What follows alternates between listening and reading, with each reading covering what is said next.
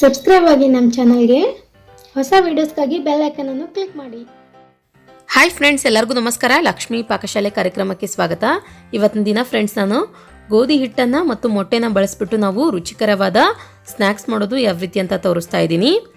ಸಂಜೆ ಟೈಮ್ಗೆ ತುಂಬ ಅಂದರೆ ತುಂಬ ಚೆನ್ನಾಗಿರುತ್ತೆ ಟೇಸ್ಟ್. ಈ ರೆಸಿಪಿನ ನೀವು ಒಂದ್ಸಲ ಮನೆಯಲ್ಲಿ ಟ್ರೈ ಮಾಡಿ ನೋಡಿ. ಮನೆ ಮಂದಿ ಎಲ್ಲ ಮತ್ತು ಮಕ್ಕಳಂತೂ ತುಂಬ ಇಷ್ಟಪಟ್ಟು ತಿಂತಾರೆ. ತುಂಬ ಚೆನ್ನಾಗಿರುತ್ತೆ ಫ್ರೆಂಡ್ಸ್ ಟೇಸ್ಟ್. ದಿನಾಲು ಒಂದೇ ಥರ ನಾವು ಸ್ನ್ಯಾಕ್ಸ್ ಐಟಮ್ಸ್ ಮಾಡೋದಕ್ಕಿಂತ ಈ ರೀತಿಯಾಗಿ ಒಂದು ಸ್ವಲ್ಪ ಡಿಫ್ರೆಂಟಾಗಿ ಟ್ರೈ ಮಾಡಿದರೆ ತುಂಬ ಟೇಸ್ಟ್ ಕೊಡುತ್ತೆ. ಬನ್ನಿ ಹಾಗಿದ್ರೆ ಇದನ್ನು ಮಾಡೋದು ಯಾವ ರೀತಿ ಅಂತ ನೋಡೋಣ. ಮೊದಲೇದಾಗಿ ಒಂದು ಪಾತ್ರೆ ತೊಗೊಳ್ಳಿ ಫ್ರೆಂಡ್ಸ್. ಅದಕ್ಕೆ ಇವಾಗ 1 ಕಪ್ನಷ್ಟು ಗೋಧಿ ಹಿಟ್ಟು ಹಾಕಿದ್ದೀನಿ ನಾನು. ನೀವು ಮನೆಯಲ್ಲಿ ನೀವು ಯಾವ್ದು ಬಳಸ್ತೀರ ಚಪಾತಿ ಮಾಡೋದಕ್ಕೆ ಅದೇ ಗೋಧಿ ಹಿಟ್ಟನ್ನು ಬಳಸಬಹುದು. ಈ ಗೋಧಿ ಹಿಟ್ಟಿಗೆ ನೋಡಿ ಇವಾಗ ಒಂದು ಸ್ವಲ್ಪ ಉಪ್ಪು ಹಾಕ್ಕೊಳ್ಳಿ. ರುಚಿಗೆ ತಕ್ಕಷ್ಟು ಉಪ್ಪು ಹಾಕ್ಬಿಟ್ಟು ನಂತರ ನೀರು ಹಾಕ್ಬಿಟ್ಟು ಹಿಟ್ಟನ್ನು ಚೆನ್ನಾಗಿ ನಾದ್ಕೊಳ್ಬೇಕು. ನೀವು ಮಾಮೂಲಿ ಚಪಾತಿ ಮಾಡೋದಕ್ಕೆ ಏನು ಹಿಟ್ಟು ನಾದ್ಕೊಳ್ತೀರಲ್ವ ಅದೇ ಅದಕ್ಕೇ ನಾದ್ಕೊಳ್ಬಹುದು.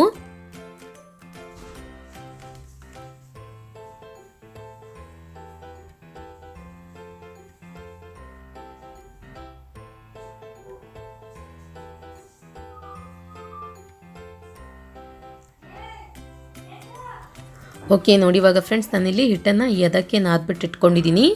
ಇದನ್ನ ಇವಾಗ ಮೇಲ್ಗಡೆ ಮುಚ್ಚಿಬಿಟ್ಟು ಒಂದು 15ರಿಂದ 20 ನಿಮಿಷಗಳ ಕಾಲ ರೆಸ್ಟ್ ಮಾಡೋದಕ್ಕೆ ಬಿಟ್ಬಿಡೋಣ. ಹಿಟ್ಟು ಎಷ್ಟು ಚೆನ್ನಾಗಿ ನೆನೆಯುತ್ತೆ, ಸ್ನ್ಯಾಕ್ಸ್ ಅಷ್ಟು ನೀಟಾಗಿ ಬರುತ್ತೆ. ನಂತರ ಗ್ಯಾಸ್ ಆನ್ ಮಾಡ್ಕೊಂಬಿಟ್ಟು ಒಂದು ಪ್ಯಾನ್ ಇಟ್ಕೊಳ್ಳಿ. ಅದು ಬಿಸಿಯಾದ ನಂತರ ಅದಕ್ಕೆ ಇವಾಗ ಎಣ್ಣೆ ಹಾಕ್ಕೊಳ್ಳೋಣ. ಎಣ್ಣೆ ಚೆನ್ನಾಗಿ ಬಿಸಿಯಾದ ನಂತರ ಜೀರಿಗೆ ಹಾಕ್ಕೊಳ್ಳಿ.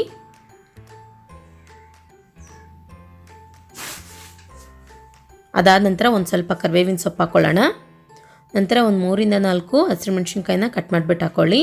ನಂತರ ಒಂದು ಮೀಡಿಯಮ್ ಸೈಜ್ ಈರುಳ್ಳಿನ ಕಟ್ ಮಾಡಿಬಿಟ್ಟು ಹಾಕ್ಕೊಳ್ಳೋಣ. ಇದನ್ನ ಇವಾಗ ನೋಡಿ ಚೆನ್ನಾಗಿ ಫ್ರೈ ಮಾಡ್ಕೊಳ್ಬೇಕು.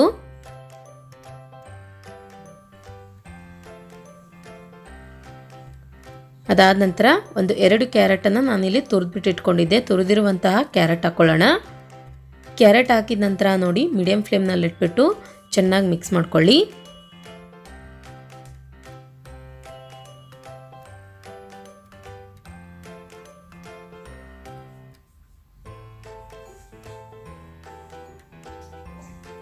ನಂತರ ಇದಕ್ಕೆ ಇವಾಗ 1 ಮೀಡಿಯಮ್ ಸೈಜ್ ಟೊಮೊಟೊ ಹಣ್ಣನ್ನು ಕಟ್ ಮಾಡಿಬಿಟ್ಟು ಹಾಕೊಳ್ತಾ ಇದ್ದೀನಿ.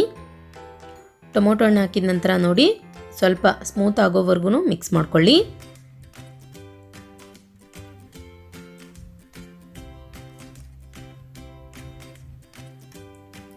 ಇದಕ್ಕಿವಾಗ ಮಸಾಲ ಆ್ಯಡ್ ಮಾಡ್ಕೊಳ್ಳೋಣ.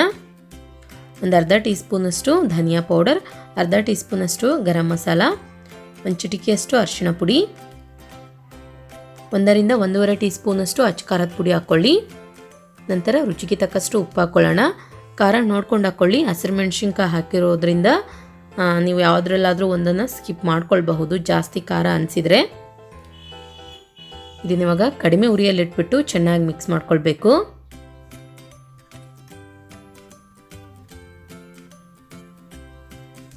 ಅದಾದ ನಂತರ ಫ್ರೆಂಡ್ಸ್ ಇದಕ್ಕೆ ಇವಾಗ ಮೊಟ್ಟೆ ಹಾಕ್ಕೊಳ್ಳೋಣ. ನಾನಿಲ್ಲಿ ಒಂದು 2 ಮೊಟ್ಟೆನ ಒಡೆದ್ಬಿಟ್ಟು ಹಾಕ್ಕೊಳ್ತಾ ಇದ್ದೀನಿ. ಮೊಟ್ಟೆ ಹಾಕಿದ ನಂತರ ನೋಡಿ 1 ನಿಮಿಷದವರೆಗೂ ಮಿಕ್ಸ್ ಮಾಡ್ಕೊಳ್ಬಾರ್ದು, ಹಾಗೆ ಬಿಟ್ಬಿಡಿ ಮೀಡಿಯಂ ಫ್ಲೇಮ್ನಲ್ಲಿ ಇಟ್ಬಿಟ್ಟು. 1 ನಿಮಿಷಗಳ ನಂತರ ಫ್ರೆಂಡ್ಸ್ ಇದನ್ನ ಇವಾಗ ಚೆನ್ನಾಗಿ ಮಿಕ್ಸ್ ಮಾಡ್ಕೊಳ್ಳೋಣ.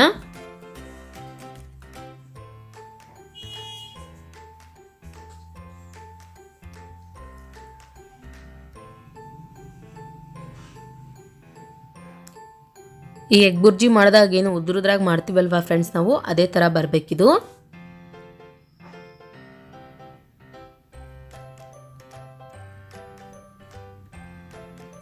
ಓಕೆ ನೋಡಿ ಇವಾಗ ನಾನಿಲ್ಲಿ ಮಿಕ್ಸ್ ಮಾಡಿಬಿಟ್ಟು ಇಟ್ಕೊಂಡಿದ್ದೀನಿ. ಕೊನೆಯದಾಗಿ ಇದಕ್ಕೆ ಇವಾಗ ಒಂದು ಸ್ವಲ್ಪ ಕೊತ್ತಂಬರಿ ಸೊಪ್ಪನ್ನು ಕ್ಲೀನಾಗಿ ವಾಶ್ ಮಾಡಿಬಿಟ್ಟು ಕಟ್ ಮಾಡಿಬಿಟ್ಟು ಹಾಕ್ಬಿಟ್ಟು ಚೆನ್ನಾಗಿ ಮಿಕ್ಸ್ ಮಾಡ್ಕೊಳ್ಳಿ.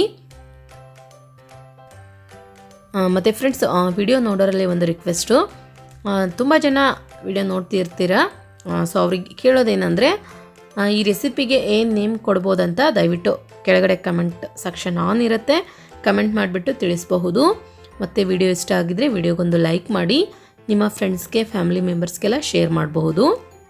ಓಕೆ ನೋಡಿ ಫ್ರೆಂಡ್ಸ್ ಇವಾಗ ಒಂದು 20 ನಿಮಿಷಗಳ ನಂತರ ಹಿಟ್ಟು ಇಲ್ಲಿ ಚೆನ್ನಾಗಿ ನೆನ್ಕೊಂಡಿದೆ. ನಂತರ ಒಂದು ಚಪಾತಿ ಮಾಡೋ ಮಣೆ ತೆಗೆದುಕೊಳ್ಳಿ. ಸ್ವಲ್ಪ ಹಿಟ್ಟು ತೆಗೆದುಕೊಂಡ್ಬಿಟ್ಟು ಇದನ್ನ ಇವಾಗ ಲಟ್ಟಿಸ್ಕೊಳ್ಳೋಣ. ನೀವು ಚಪಾತಿ ಹಿಟ್ಟನ್ನು ಆದಷ್ಟು ಸ್ವಲ್ಪ ಸ್ವಲ್ಪ ತೆಗೆದುಕೊಳ್ಳಿ, ಜಾಸ್ತಿಯಾಗಿ ತೆಗೆದುಕೊಳ್ಬಾರ್ದು. ಜಾಸ್ತಿಯಾಗಿ ತೆಗೆದುಕೊಂಡ್ಬಿಟ್ಟು ನಾವು ಸಣ್ಣದಾಗಿ ಲಟ್ಟಿಸ್ಕೊಂಡ್ರೆ ತುಂಬ ದಪ್ಪ ಆಗಿಬಿಡುತ್ತೆ. ಸ್ವಲ್ಪ ಹಿಟ್ಟು ತೆಗೆದುಕೊಂಡ್ಬಿಟ್ಟು ಸ್ವಲ್ಪ ತೆಳ್ಳಗೆ ಲಟ್ಟಿಸ್ಕೊಳ್ಬೇಕು. ನೋಡಿ ಫ್ರೆಂಡ್ಸ್, ಈ ಸೈಜಿಗಿದ್ರೆ ಸಾಕು ಎಲೆಗಳು.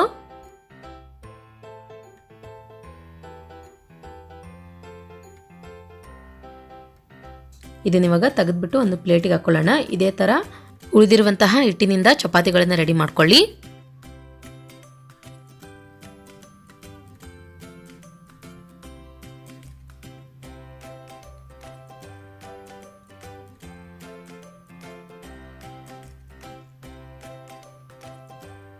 ಓಕೆ ನೋಡಿ ಫ್ರೆಂಡ್ಸ್, ಇವಾಗ ನಾನಿಲ್ಲಿ ಒಂದು 6 ಚಪಾತಿನ ಲಟ್ಟಿಸ್ಬಿಟ್ಟು ಇಟ್ಕೊಂಡಿದ್ದೀನಿ. ಇದರೊಳಗಡೆ ಇವಾಗ ನಾವು ರೆಡಿ ಮಾಡಿದಂತಹ ಮೊಟ್ಟೆ ಮಸಾಲ ಮಿಶ್ರಣ ತುಂಬಿಕೊಳ್ಳೋಣ. ಇದನ್ನು ತುಂಬಿದ ನಂತರ ನೋಡಿ 1 ರಿಂದ 1.5 ಟೀ ಸ್ಪೂನ್ ಅಥವಾ 2 ಚಮಚದಷ್ಟು ಹಾಕ್ಕೊಂಡ್ರೆ ಸಾಕು. ಜಾಸ್ತಿಯಾಗಿ ಹಾಕ್ಕೊಳ್ಬಾರ್ದು. ನೀವು ನೋಡ್ಕೊಂಡು ಹಾಕ್ಕೊಳ್ಳಿ. ನೀವು ಚಪಾತಿ ಎಷ್ಟು ಮಾಡಿರ್ತೀರ ಅದರೊಳಗಡೆ ಅದು ನೀಟಾಗಿ ಕವರ್ ಆಗಬೇಕು.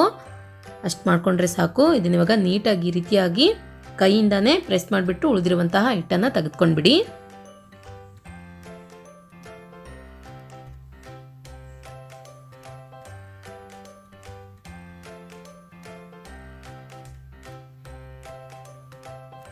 ನಾವೇನು ಮೋದಕ ಮಾಡುವಾಗ ಏನು ಮಾಡ್ತೀವಲ್ಲ ಫ್ರೆಂಡ್ಸ್, ಅದೇ ಥರ ಮಾಡ್ಕೊಳ್ಬೇಕು.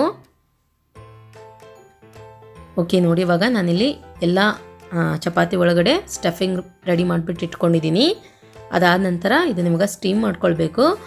ಒಂದು ಅವಲಕ್ಕಿ ಸೋಸೋ ಪಾತ್ರೆ ತೊಗೊಂಡಿದ್ದೀನಿ ಇಲ್ಲಿ ನಾನು. ನೀವು ಬೇಕಂದರೆ ಇದನ್ನು ಇಡ್ಲಿ ಪಾತ್ರೆನಲ್ಲೂ ಕೂಡ ಮಾಡ್ಕೊಳ್ಬಹುದು. ಈ ಪಾತ್ರೆಗೆ ಇವಾಗ ನೀಟಾಗಿ ಎಣ್ಣೆ ಸವರ್ಕೊಳ್ಳಿ. ಒಂದು ಸ್ವಲ್ಪ ಎಣ್ಣೆ ಸವರ್ಕೊಂಡ ನಂತರ ರೆಡಿ ಮಾಡಿದಂಥದ್ದನ್ನು ಇದಕ್ಕೆ ಇಟ್ಕೊಳ್ಬೇಕು.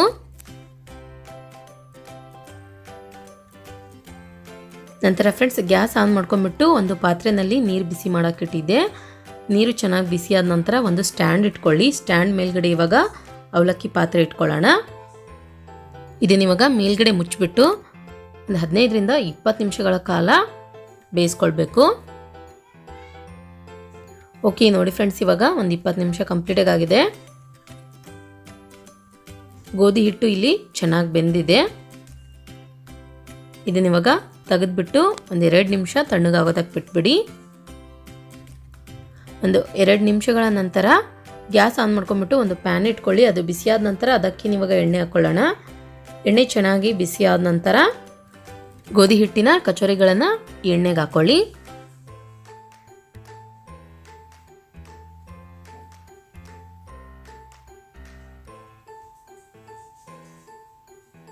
ಮೀಡಿಯಂ ಫ್ಲೇಮ್ನಲ್ಲಿ ಇಟ್ಬಿಟ್ಟು ನೀಟಾಗಿ ಫ್ರೈ ಮಾಡ್ಕೊಳ್ಬೇಕು, ಕಲರ್ ಚೇಂಜ್ ಆಗೋವರೆಗೂ.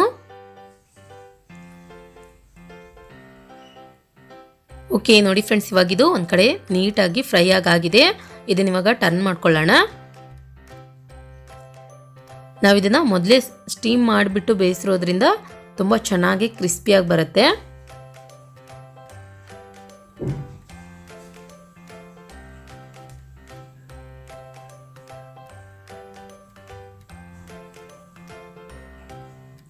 ಓಕೆ ನೋಡಿ ಫ್ರೆಂಡ್ಸ್, ಇವಾಗ ಸ್ನ್ಯಾಕ್ಸ್ ರೆಡಿಯಾಗಿದೆ. ತೆಗೆದ್ಬಿಟ್ಟು ಒಂದು ಪ್ಲೇಟಿಗೆ ಹಾಕ್ಕೊಳ್ಳೋಣ. ಇದೇ ಥರ ಉಳಿದಿರುವಂಥದ್ದನ್ನು ಕೂಡ ಎಣ್ಣೆಯಲ್ಲಿ ಫ್ರೈ ಮಾಡ್ಕೊಳ್ಳಿ.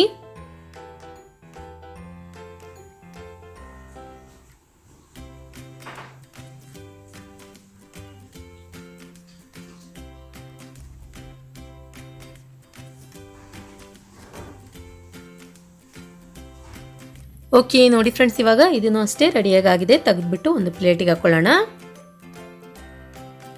ನೋಡಿದ್ರಲ್ಲ ಯಾವ ರೀತಿಯಾಗಿ ನಾವು ಗೋಧಿ ಹಿಟ್ಟಿನಿಂದ ಸುಲಭವಾಗಿ ರುಚಿಕರವಾದ ಸ್ನ್ಯಾಕ್ಸ್ ಮಾಡ್ಕೊಳ್ಳೋದಂತ. ನಾ ಮಾಡಿರೋ ಈ ರೆಸಿಪಿ ನಿಮಗೆ ಇಷ್ಟ ಆಗಿದ್ದರೆ ಪ್ಲೀಸ್ ಲೈಕ್ ಮಾಡಿ, ಶೇರ್ ಮಾಡಿ, ಕಮೆಂಟ್ ಮಾಡಿ. ಇನ್ನಷ್ಟು ಈಸಿ ರೆಸಿಪೀಸ್ಗಾಗಿ ನಮ್ಮ ಲಕ್ಷ್ಮಿ ಪಾಕಶಾಲೆ ಚಾನಲ್ಗೆ ಸಬ್ಸ್ಕ್ರೈಬ್ ಆಗೋದು ಮಾತ್ರ ಮರಿಬಾರ್ದು. ಮತ್ತೆ ಒಂದು ಇಂಟ್ರೆಸ್ಟಿಂಗ್ ರೆಸಿಪಿ ಒಂದಿಗೆ ಬರ್ತೀನಿ ಮುಂದಿನ ಸಂಚಿಕೆಯಲ್ಲಿ. Keep watching. Thank you. Bye.